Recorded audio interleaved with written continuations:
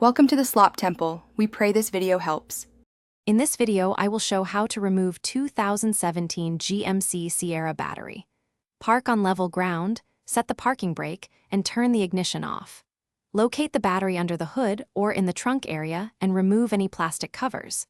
Gather a 10 mm wrench, ratchet, and terminal puller if needed. Always disconnect the negative terminal first, then the positive, and secure loose cables away from the battery.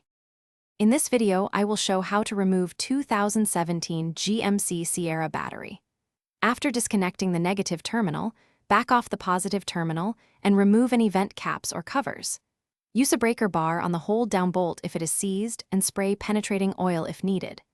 Carefully lift the battery straight up, keeping it level to avoid spilling acid. Place the old battery on a protected surface and inspect the tray for corrosion or damage.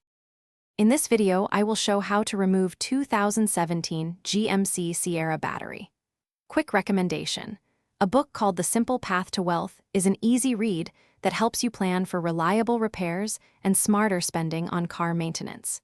If you're finding this video helpful, please subscribe and like so I can make more guides. Check the description for the book link and other deals, and now let's get back to the video. In this video, I will show how to remove 2017 GMC Sierra battery.